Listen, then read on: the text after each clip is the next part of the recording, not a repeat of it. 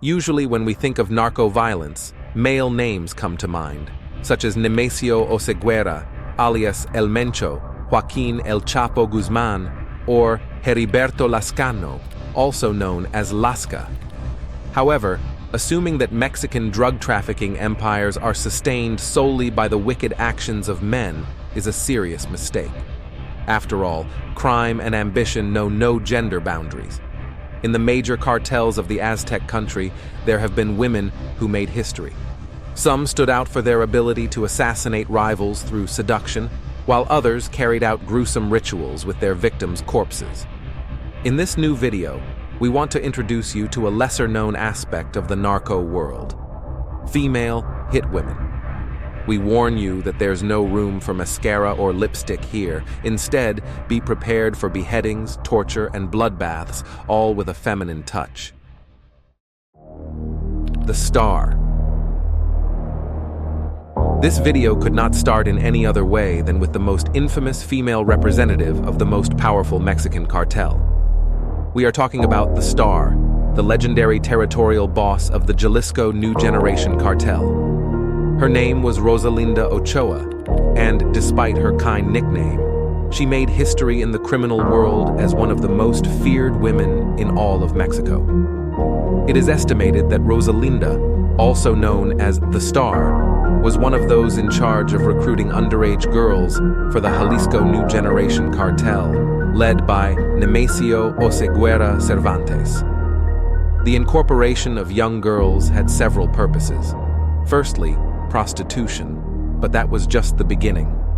Rosalinda's girls were also tasked with extortion and the assassination of politicians and criminal rivals, whom they seduced with their charms before kidnapping or killing them. It is also believed that the drug lord organized the arrival of high-powered weaponry into Mexico, as she was in possession of a true arsenal when arrested, which included pistols, a 7.62mm caliber rifle, 6 magazines, 300 live cartridges, and a large amount of methamphetamine and cocaine. Despite overwhelming evidence, the woman claimed until her sentencing that the shipment had been planted on her and that her arrest had been ordered by competitors within the criminal world from CJNG. Esa no la reconozco como mía. Con los huevos que tengo, eso no es mío, eso es sembrado. Y pregúntale cuánto le pagaron. Porque le dieron un lano o no. ¿A quién? A la persona que me detuvo. ¿Quién es la ¿Quién me persona que sembró? ¿Quién me detuvo? ¿Un 03? ¿Y quién es el 03? No sé. Rosalinda became infamous for her bloodthirsty actions and because her hand did not tremble when it came to carrying out violent revenges against her enemies. At the same time, she was linked to the murder of the public security director of San Martin Hidalgo, Casimiro Zarate Guerrero, which occurred on October 30th, 2012, although this could never be proven. This violent star's freedom dimmed in November 2012 when she was arrested along with her bodyguards on charges of health offenses and possession of weaponry for the exclusive use of the army. This last point raised some uncomfortable questions. After all, for hitmen to be armed with assault rifles and machine guns, there must necessarily be authorities who turn a blind eye to theft and trafficking. The truth is that the trial corresponding to Rosalinda Ochoa was notably delayed. It was not until 2018 that a court issued a sentence, but it was not until February 2019 that the 15-year prison sentence was enforced for the narco boss of the Jalisco New Generation Cartel.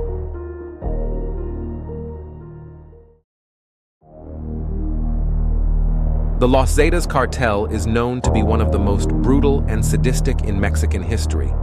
They were pioneers in dismembering their enemies and capitalized on the military training of many of their hitmen to escalate violence. Disobedience and competition are not only met with death, but also with torture, mutilation, and decapitation. However, the demise of a sicario is not the end, as their remains are used as war trophies, displayed for all of society to see which cartel emerged victorious. The incredible thing is that the following protagonist of our video had such a voracious appetite for blood that her brutality became legendary, even among the ranks of Los Zetas. We're talking about La Peque, the wildest of all female drug traffickers in her region. La Peque's original name was Juana, and she was born in Hidalgo, near the Mexican capital. At that time, it was said that the entire city belonged to Los Zetas, specifically their leader, Heriberto Lascano, alias El Lasca. The paths of the young woman and the brutal cartel were destined to cross when she was 15 years old. Juana became a mother, but lacking the means to support her child, she turned to prostitution.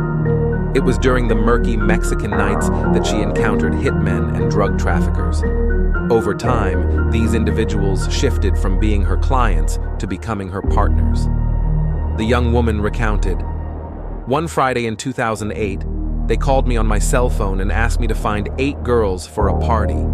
For being there from 10 p.m. to 5 a.m., they paid each of us 20,000 pesos. Additionally, they plied us with drinks. Another night, the guys borrowed my house for a party, and as a token of gratitude, they gifted me a brick of strawberry-washed cocaine. However, it was in November 2010 when there was no turning back. During one of the visits to the village where she is originally from, she and one of her friends were practically forced into recruitment. Years later, Juana would recount that they went to a village about 30 minutes away. They were introduced to the commander, and everything happened very quickly. The endearing nickname La Peque was not only due to her small stature, but also her extreme youth. She began working for the Zetas, first as an informant, then as a spy, and finally as an assassin. Like most hitmen, La Peque liked to pose for social media.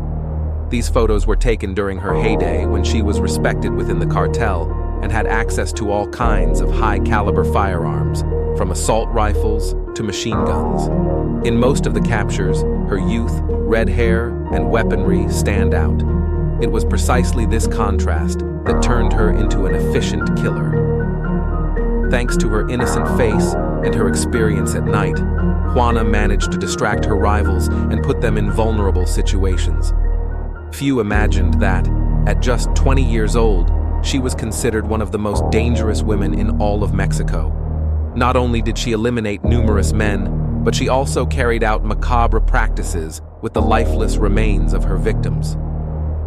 Juana was finally arrested in 2016 when she was only 28 years old, but she had nearly a decade of experience in the criminal world. At that time, she confessed to having killed at least 5 men, whom she decapitated, as she felt a morbid pleasure in dismembering her victims. She also described how she would engage in relations with the mutilated bodies and then bathe in their blood. This is reminiscent of the legendary Countess Bathory, who would take long baths in bodily fluids to maintain her youth. Unlike the alleged Hungarian serial killer, La Peque carried out these heinous acts fueled by drug use and the ecstasy of wielding an entire arsenal of weapons in a Baja California prison. At first, her job involved monitoring the roads for approximately 8 hours a day, during which she had to report if patrols passed by. If she did her job poorly, they would tie her up and only give her 1 taco to eat per day. Juana also testified to witnessing several executions, such as when a man's head was smashed with a hammer. This made her fear for her life, imagining that she might meet the same fate. Currently, Juana serves a lengthy sentence for her crimes, but prison is a rather comfortable fate compared to what our next female hitwoman faced when she confronted the notorious Zetas.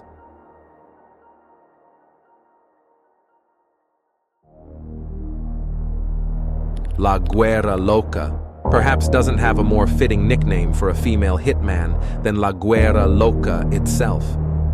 After all, one must be quite unhinged not only to participate in the criminal world, but also to choose El Lasca's men as preferred enemies and victims. Her real name was Yesenia Pacheco, and she led a group of halcones, hawks, and assassins who worked for the Gulf Cartel, one of Mexico's oldest criminal factions with roots dating back to the 1930s. Pacheco hailed from Navalado, in the state of Sinaloa, a notorious hotspot for global crime.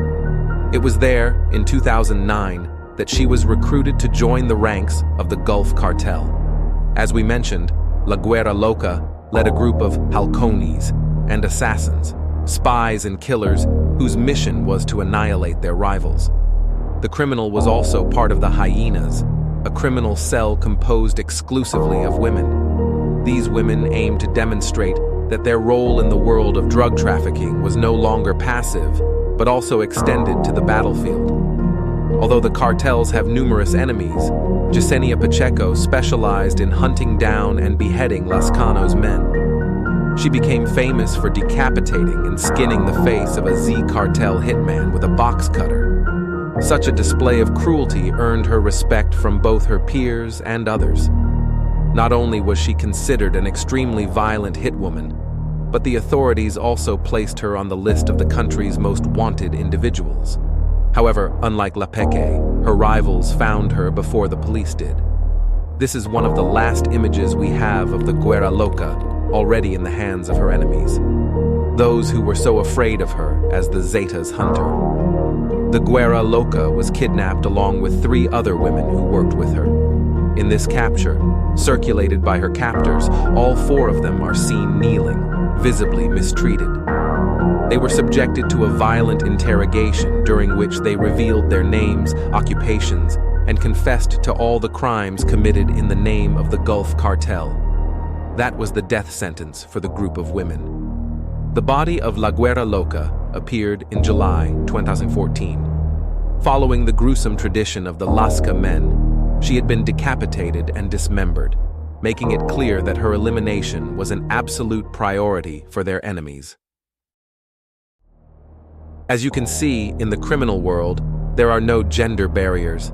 In many cases, it is women who lead the most brutal and bloody groups of hitmen. These are just 3 stories among many others. If you enjoyed this compilation of great criminals, leave us a comment below so we can proceed with the second part. We assure you that there are many female narco bosses yet to be discovered, but that will be material for another installment. For now, we bid you farewell until the next edition. Thank you for joining us.